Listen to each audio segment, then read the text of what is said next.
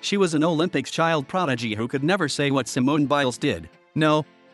25 years later, gold medalist Dominique Moceanu speaks about not having a voice and how things have changed for the better. It was 5 weeks before the 1996 Olympics when Dominique Moceanu collapsed in the gym. The 14-year-old had been in pain for months leading up to the just concluded U.S. Nationals, but it wasn't until afterwards that she was diagnosed with a stress fracture in her right tibia. She had been practicing non-stop and her body had finally given in. Simone's decision has made me think about that time, and how there was no compassion, no care, and absolutely no voice, says Moceanu. I was not allowed to say I was in pain until I collapsed. She couldn't cry in practice, so she dragged herself to her room to do it in private. All of the athletes started feeling like this, because we weren't getting enough rest, and our bodies were paying the toll, she says. The only way you could get rest was if you absolutely had a break or something where you couldn't walk. Otherwise you were expected to train at full capacity. Despite her injuries, she was selected to represent Team USA as its youngest member. The team came to be known as the Magnificent Seven and would go on to forever change America's standing in gymnastics, winning gold.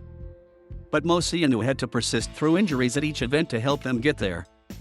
And when she competed in the balance beam finals, she fell on her head. Afterward, she was gripped with fear, though not because of her pain. I was terrified of what Marta Karolyi was going to do to me after, she says. I was terrified that she was going to call me a failure.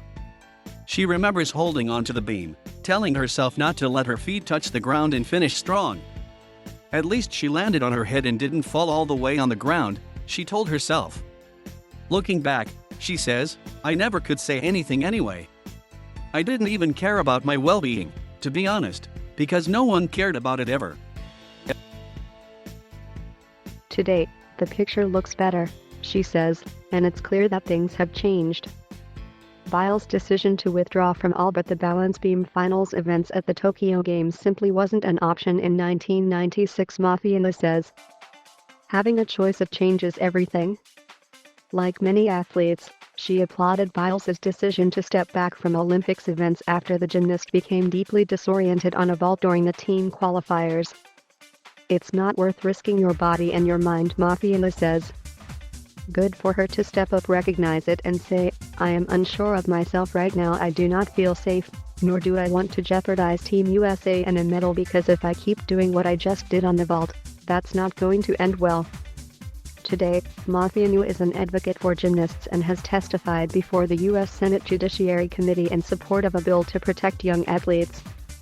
She now coaches other gymnasts in her own camp in Ohio, and is hopeful that Biles' experience is part of a positive change in how gymnasts are treated.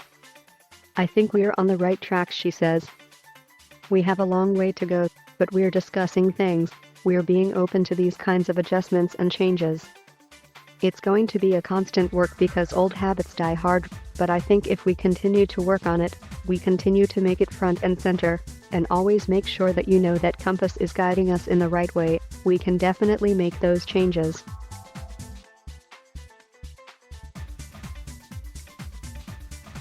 Thank you for watching. Please subscribe